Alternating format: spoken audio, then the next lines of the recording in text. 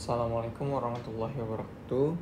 Pada kesempatan kali ini kita akan coba membahas mengenai goror.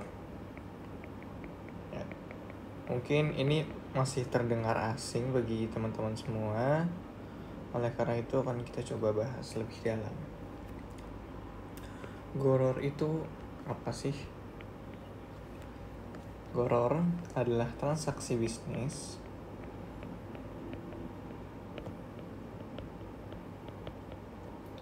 yang mengandung ketidakjelasan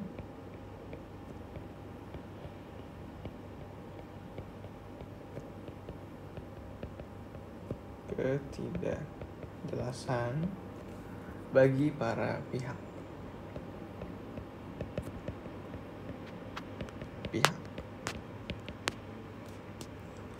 baik dari segi kuantitas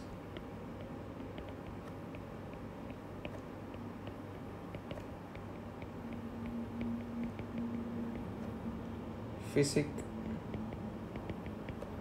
kualitas, waktu penyerahan, bahkan objek dan harga transaksi pun bisa jadi masih bersifat spekulatif. Oke. Jadi goror adalah transaksi bisnis yang mengandung ketidakjelasan bagi para pihak, baik dari segi kuantitas, fisik, kualitas, waktu penyerahan, bahkan objek dan harga transaksi. Oke, singkatnya adalah goror ini itu mengandung ketidakjelasan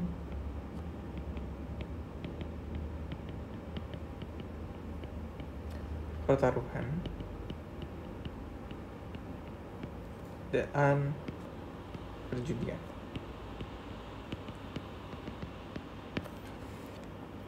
Hukum dari goror ini gimana? Hukumnya adalah haram. Kenapa hukumnya haram? Karena goror ini melanggar prinsip syariah. Prinsip syariah. Karena tidak transparan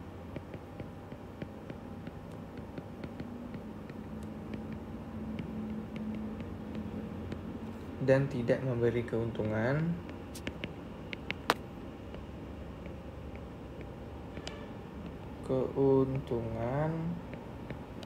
kepada dua belah pihak.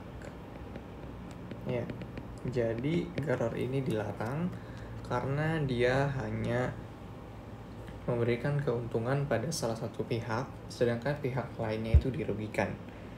Atau ini tuh disebut dengan zero sum game. Zero sum game itu apa? Seperti yang tadi baru jelaskan, adalah keadaan dimana ketika salah satu pihak itu mendapat keuntungan, pada saat yang sama pihak lain itu dirugikan. Jadi ini tuh alasan mengapa goror itu dilarang. Kemudian, apa sih tujuan dari pelarangan goror? Tujuan pelarangan goror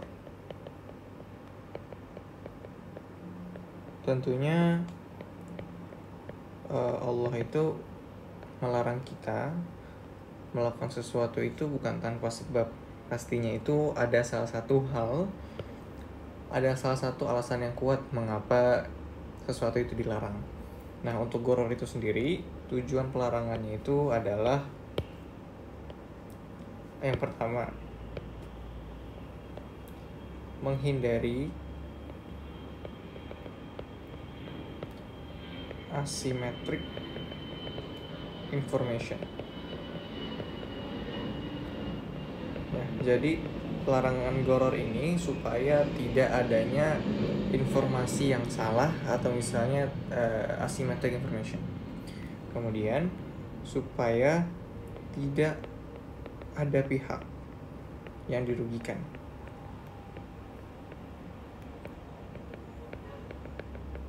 Kemudian supaya tidak ada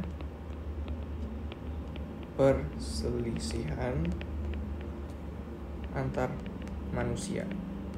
Oke. Jadi kita tahu kenapa goror itu dilarang. Ini sebenarnya baik untuk kita juga. Ya meskipun goror ini tuh emang kadang memberikan keuntungan bagi kita, tapi itu bersifat ketidakjelasan yang tinggi yang menyebabkan banyak mudaratnya dibandingkan dengan kebaikan yang kita dapatkan. Jadi ini alasan mengapa goror dilarang. Jadi buat teman-teman yang masih melakukan hal-hal yang bersifat goror, yang mana nanti kita akan coba bahas lebih dalam mengenai contoh-contohnya. Ya jadi teman-teman yang masih melakukan seperti kayak beli barang mystery box atau thrifting, terus cryptocurrency, itu ditinggalkan aja karena itu hanya lebih banyak memberikan mudarat bagi teman-teman semua.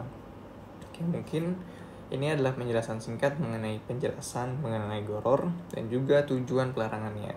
Selanjutnya akan kita bahas juga lebih dalam mengenai masih materi yang sama, yaitu goror. Dan jika ada kesalahan dari penjelasan ini, mohon dikoreksi. Mari kita diskusi bersama-sama mengenai materi ini. Terima kasih teman-teman semua.